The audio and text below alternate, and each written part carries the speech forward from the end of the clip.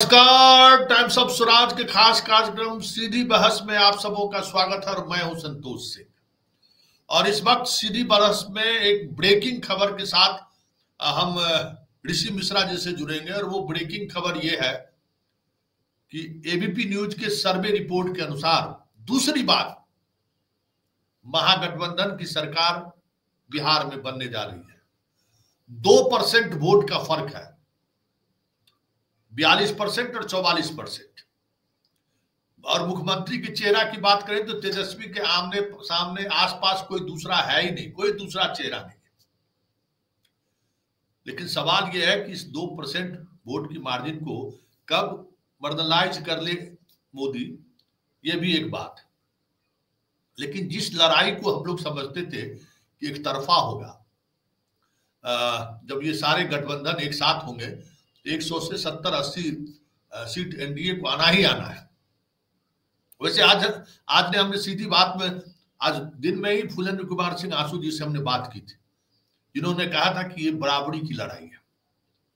और बराबरी की लड़ाई की वजह है कि बिहार के लोगों में ये बातें घर करने लगी है कि बिहार एक पॉलिटिकल क्राइसिस के दौर से गुजर रहा है। अब नीतीश जी से सत्ता संभलने वाला नहीं है। ऐसे में नीतीश कुमार का वोटर अब शिफ्ट करने की मूड में है। लेकिन अपने आप में ये बहुत बड़ी बात है। ये रिपोर्ट क्या कहता है और उस रिपोर्ट के क्या मायने हैं, सीधे चलते हैं ऋषि जी से के पास। ऋषि जी स्वागत है, नमस्कार। नमस्कार।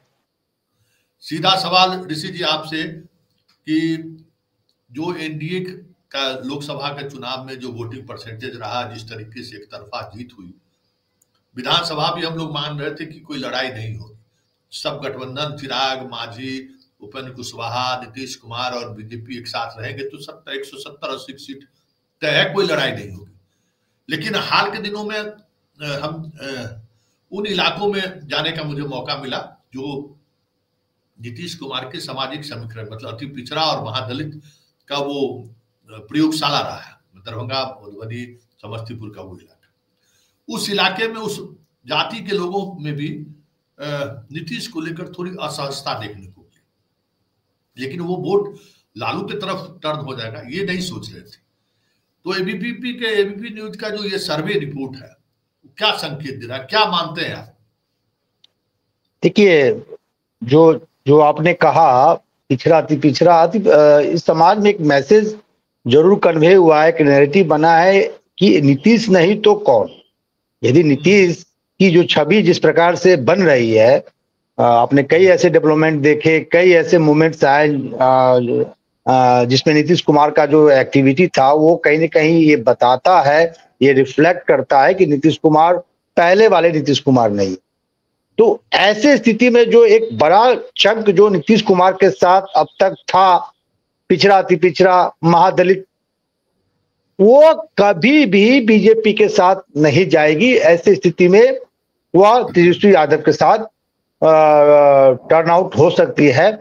और देखिए, इसमें महागठबंधन की तरफ से प्रयोग भी किया गया है। एक तो तेजस्वी यादव का अपना एमओआई समीकरण है, अलायंस पार्टनर में देखिए लेफ्ट का अपना कैडर वोट है, और कांग्रेस ने जो प्रयोग किया है राजेश राम को लाके एक रविदास समाज से आने वाले व्यक्ति को अध्यक्ष बनाया, तो कहीं ना कहीं जो 5.5-6% का रविदास समाज का जो चंक है, 5.5%, कोई 5.6% कहते हैं, यदि वो इधर शिफ्ट होता है, पिछड़ा अति पिछड़ा का वोट शिफ्ट होता है, गैर यादव ओबीसी, मतलब कहने का अर्थ संतोष जी, तो कहीं ना कहीं जो ये सर्वे दिखा रही है वो इंगित कर रही है कि नीतीश कुमार का जो वोट बैंक है कहीं ना कहीं शिफ्ट होते जा रहा है, क्योंकि नीतीश कुमार नहीं तो कोई पिछड़ा समाज का ही बेटा मुख्यमंत्री हो, ये मैसेज जरूर कन्वे हो रहा है। दूसरी बात देखिए, एंटी इनकम्बेंसी भी एक बड़ा फैक्टर होता है। आप देखिए कि इतने दिनों से नीतीश कुमार है, ठीक है, आप सड़क बिजली को लेकर एक नैरेटिव बनाते हैं कि भाई 2005 से पहले कोई चीज था जी, तो सिर्फ क्या बिहार के आम आवाम को ये सड़क बिजली ही चाहिए क्या? हमें आईटी पार्क नहीं चाहिए, हमें क्या कहते हैं बड़े बड़े जो इंस्टीट्यूट है वो नहीं चाहिए, बड़े बड़े कल कारखाने वो नहीं चाहिए। तो ये सिर्फ सड़क बिजली का सपना और जंगल राज का भय दिखा के तो आप सत्ता में कितने दिनों तक रह सकते हैं। दूसरी तरफ संतोष जी, ये 2% का जो मार्जिन है उससे महागठबंधन को भी खुश होने की स्थिति जरूरत नहीं है, क्योंकि उधर जो है ऐसे खिलाड़ी, ऐसे प्लेयर हैं जो माहौल बनाने में जो है बहुत ही उनको महारत हासिल है, खासकर नरेंद्र मोदी, अमित शाह जैसे बड़े चाणक्य हैं। लेकिन जब तक नीतीश कुमार का वोट बैंक उनके साथ एड ऑन नहीं होगा, मजबूती के साथ नहीं बना रहेगा, फिर तब वही स्थिति होगी जो सर्वे रिपोर्ट का आया है। अंतिम बात करके मैं अगले सवाल की तरफ जाऊंगा संतोष जी, कि गठबंधन में कौन से एलाइज पार्टनर कहाँ रहते हैं, क्योंकि रिफ्ट बहुत है। अब कांग्रेस में, आप महागठबंधन में देख लीजिए, कांग्रेस आरजेडी में सीटों को लेकर तनातनी है। पप्पू यादव का एक अपना राय है। लेफ्ट में भी देखिए जो माले और बाकी जो लेफ्ट के जो पार्टनर हैं उसमें डिफरेंसेस है। उधर महागठबंधन में देखिए, अब महागठबंधन में एक और इंपॉर्टेंट पार्टनर के लिए चर्चा हो जाना चाहिए, मुकेश सहनी जो 60 सीटों की मांग कर रहे हैं, डिप्टी सीएम पद की मांग कर रहे हैं। दूसरी तरफ बीजेपी में देखिए मांझी और चिराग पासवान में किस प्रकार से युद्ध छिड़ा हुआ है। बीजेपी को नीतीश कुमार को भी खुश करना है। पहलगाम और ये ऑपरेशन सिंदूर के बाद बीजेपी कोई रिस्क नहीं लेना चाहती है। बीजेपी ये जानती है कि नीतीश कुमार उस स्थिति में नहीं है, लेकिन नीतीश कुमार का जो वोट बैंक है उसका भरपाई कहां से बीजेपी करेगी। तो एक तरफ गठबंधन में रिफ्ट है, अलायंस पार्टनर में भी रिफ्ट है, दूसरी तरफ चेहरा को लेकर संशय है बीजेपी एनडीए में कि नीतीश कुमार को यदि नाराज करते हैं तो उनका तबका महागठबंधन के साथ जा सकता है। यदि नीतीश कुमार को नेता मानते हैं तो वो नैरेटिव का नुकसान उठाना पड़ेगा, जो इन दिनों आप कई बार देख चुके हैं। एक जो ब्यूरोक्रेट्स हैं उनके सर पे वो पौधा रख देते हैं, पीछे से आपने देखा कि कई ऐसी एक्टिविटी, कहना मैं उचित नहीं समझता हूं, पब्लिक डोमेन में सब कुछ है। तो ये स्थिति है संतोष जी, लड़ाई बहुत दिलचस्प है। एक बात और कहूंगा मैं, प्रशांत किशोर को हल्के में कोई गठबंधन न ले। प्रशांत किशोर कितना सीट जीतेगा ये मैं नहीं कह सकता हूं, लेकिन नुकसान पहुंचाने में वो सक्षम हैं। कई ऐसे उम्मीदवार अभी जो अंदर खाने, जो मेरे पास खबर है, कई जगह प्रत्याशी इनडायरेक्ट रूप से घोषित कर दिया गया है। जैसे मुजफ्फरपुर शहर की ही बात करें, जहां का मैं रहने वाला हूं, वहां के एक चर्चित डॉक्टर हैं, डॉक्टर ए के दास, उनको उम्मीदवार बना दिया गया है, वो प्रचार करना शुरू कर दिए। तो इस प्रकार की स्थिति है, कब किसका कितना नुकसान पहुंचाते हैं ये देखने वाली बात है। जी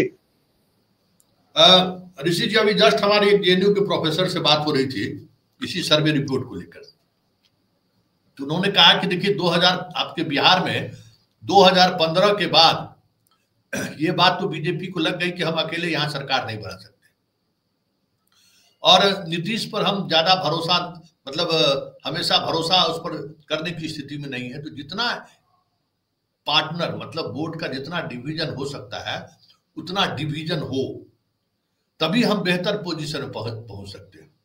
और उनका मानना है कि चिराग और प्रशांत किशोर अल्टीमेटली वो भी एनडीए फोल्डर से बाहर जाएंगे और चुनाव लड़ेंगे, क्योंकि बीजेपी को बगैर इस फोल्डर से बाहर कराए हुए बहुत ज्यादा लाभ उनको नहीं मिलेगा, उनको नुकसान ही होगा नीतीश के साथ चुनाव लड़ने में। तो ये सर्वे रिपोर्ट जो बातें कह रही है, क्या कहीं न कहीं बीजेपी के अंदर भी आपको लगता है कि बीजेपी भी ये बात समझ रही है कि नीतीश के नेतृत्व में चुनाव लड़ने की बात तो हम जरूर कर रहे हैं, लेकिन उसमें उनके नेतृत्व को लेकर अब जनता में ही भरोसा नहीं है और उसका नुकसान हमें झेलना पड़ सकता है। देखिए, आप देखिए ना संतोष जी, हर बार नरेंद्र मोदी आते हैं, हमारे जैसे, आप जैसे पत्रकार ये अनुमान लगाने बैठ जाते हैं कि इस बार कम से कम मोदी जी तो घोषणा कर ही देंगे कि नीतीश कुमार ही मुख्य चेहरा होंगे और गठबंधन जब जीत के आएगी तो नीतीश कुमार ही मुख्यमंत्री होंगे। हर बार हम पत्रकारों को निराशा हाथ लगता है नीतीश कुमार के साथ साथ, क्योंकि हम लोग अनुमान लगाते हैं, कभी कभी हम लोग ये चला भी देते हैं कि 8 घंटा शेष बचा है, 72 घंटा शेष बचा है, कि देखिए बिहार में क्या होगा। लेकिन हर बार निराशा हाथ लगती है, क्योंकि बीजेपी को इस बात का डर है। देखिए, बीजेपी दो धारी तलवार पे चल रही है। यदि वो चेहरा नहीं देंगे उसका भी नुकसान है। संतोष जी, इस बात को समझिए, यदि चेहरा वो नहीं देंगे, दूसरी तरफ से चेहरा एक तरफ से घोषित है तेजस्वी यादव, और इस तरफ से यदि चेहरा नहीं देंगे तो उसका भी नुकसान होगा।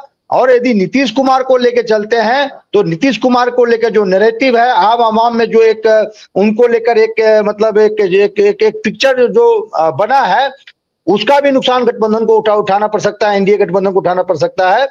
तो बीजेपी इसलिए वेट एंड वॉच की स्थिति में है। एक तरफ नीतीश कुमार को नाराज भी नहीं करना चाहते हैं, छोटे नेताओं द्वारा बार बार बयान दिलवाया जा रहा है, चाहे सम्राट चौधरी हो या ऐसे इस प्रकार के नेता हो कि नीतीश कुमार ही हमारा चेहरा है, नीतीश कुमार ही मुख्यमंत्री होंगे। लेकिन एक बात गौर कीजिएगा, ना अमित शाह ने इसको लेकर कुछ कहा, ना नरेंद्र मोदी ने इसको लेकर कहा, ना जेपी नड्डा ने इसको लेकर कहा। अमित शाह ने तो संजय झा के यहाँ चूड़ा दही का कार्यक्रम हुआ था, आपको याद होगा, उसमें उन्होंने कहा कि ठीक है चुनाव के बाद हम लोग बैठ के इसका फैसला लेंगे। उससे पहले उन्होंने कॉन्क्लेव, आज तक के कॉन्क्लेव में कहा कि ठीक है हम लोग बैठ के इसका फैसला करेंगे। तो जो पार्टी के नंबर 2 और नंबर 1 के नेता हैं, उनके तरफ से घोषणा नहीं हुई है, क्योंकि इन लोगों को ये इस बात का अंदाजा है कि यदि नीतीश कुमार को हम आगे करके चुनाव लड़ते हैं तो इसका नुकसान है, और नीतीश कुमार को नाराज करते हैं तो उसका भी नुकसान है। दोनों परिस्थिति में बीजेपी जी मतलब दूध माछ दोनों बैरी होते जा रहा है। और एक बात आपके माध्यम से तेजस्वी यादव को मैं कह देता हूं कि ठीक है, सर्वे से अधिक खुश मत होइए। ठीक है, आपसे युवाओं को, बिहार के आम आवाम को उम्मीद बहुत है, लेकिन आपके यहाँ जो दरबारी लोग हैं उससे बचिए। डायरेक्ट नेताओं से मिलिए, विधायकों से मिलिए, पदाधिकारियों से मिलिए। ये ब्रेकर जो रखे हुए हैं घर के आगे, पॉलिटिकल ब्रेकर, उसको तोड़िए। ये पॉलिटिकल ब्रेकर ही रंजन यादव ने क्या हाल किया था लालू यादव के साथ, क्योंकि एक समय तथाकथित नंबर 2 के नेता हो गए। तो नंबर 2 किसी को बनने मत दीजिए, गैप रखिए। जहां नंबर 2 और गैप कम होता है वहीं धोखा होता है। ये भारतीय राजनीति का इतिहास है। और आप पार्टी के सर्वे नेता हैं, आपके कारण वोट मिलता है, तो काहे नंबर 2? आप डायरेक्ट नेताओं से मिलिए, विधायकों से मिलिए, अपने कार्यकर्ताओं से मिलिए। ये कई कंप्लेन आए हैं संतोष जी मेरे पास, कई आपसे भी कई नेताओं से बातचीत होती होगी। तो तेजस्वी यादव ऋषि जी सीधे सीधे संजय यादव पर आरोप रखता है कि भाई कुछ भी मैं नाम नहीं लेना चाहता हूं, मैं नाम नहीं लेना चाहता हूं। बहुत से ऐसे नेता हैं, संजय यादव ही नहीं है, मनोज झा भी हैं, बहुत से ऐसे लोग हैं। ऐसे लोगों से बचिए। आपके लिए सब मतलब बराबर है, कार्यकर्ता से लेके विधायक, मंत्री सब बराबर है। आप सबसे मिलिए, सामूहिक एफर्ट से ही चुनाव जीता जाता है। जी संतोष जी, कोई अगला सवाल? अब कोई सवाल की जरूरत नहीं है, लेकिन आप भी मानते हैं कि ये सर्वे रिपोर्ट जो आ रही है वो कहीं न कहीं सच के करीब है? हाँ, देखिए पहलगाम, संतोष जी, पहलगाम ऑपरेशन सिंदूर के बाद इस प्रकार का रिस्पॉन्स, जनता का रिस्पॉन्स बीजेपी के लिए चिंता का सबब है। और खासकर बिहार बीजेपी के लिए मुझे चिंता का सबब नहीं दिख रहा है। नरेंद्र मोदी अमित शाह की जो जोड़ी है उनके लिए चिंता का सबब है। यदि बिहार हारेंगे संतोष जी तो बंगाल हारेंगे, बंगाल हारेंगे तो उत्तर प्रदेश हारेंगे, और उत्तर प्रदेश हारेंगे तो फिर क्या होगा? दिल्ली के जो आपका दिल्ली का जो सत्ता है उसको चैलेंज मिलेगा। ऐसे ही संघ और बीजेपी के कई ऐसे नेता नरेंद्र मोदी अमित शाह के जोड़ी से खार खाए हुए हैं। चलिए, तो बिहार से लोगों को काफी उम्मीद है। जी धन्यवाद, नमस्कार। नमस्कार नमस्कार नमस्कार नमस्कार। तो ये हमारे साथ ऋषि मिश्रा जी थे। मतलब ये लड़ाई दिलचस्प होगी, ये रिपोर्ट कह रहा है, और पत्रकार भी मान रहे हैं कि लड़ाई बराबरी की है। वैसे बराबरी की लड़ाई और 19-20 की लड़ाई में बीजेपी पटकनी देने में कामयाब हो ही जाता है। उसकी अपनी जो राजनीतिक शैली है, मैनेजमेंट है, उससे वो 2-3% वोट इधर उधर कर ही लेते हैं। लेकिन बड़ी बात यह है कि जिस तरीके से कम बैक किया है महागठबंधन, अगर ये रफ्तार जारी रहा तो फिर चुनाव आते आते नीतीश के सवाल पर अगर जो अति पिछड़ा का रुझान कांग्रेस के सहारे आरजेडी के पास जा रही है, या फिर भाकपा माले के सहारे आरजेडी के करीब जा रही है, अगर ये हो वाकई में जमीन पर 100% उतर गया, तब तो फिर बिहार में लड़ाई 42 और 44 की बात का है, तब तो लड़ाई ही नहीं होगी। चलिए, इसे सीधी बात को यही खत्म करते हैं, फिर किसी मुद्दों पर हमारी आपकी इसी तरीके की चर्चा होती रहेगी और अब नियमित चर्चा होगी पूरे चुनाव तक। फिलहाल इजाजत दीजिए, नमस्कार।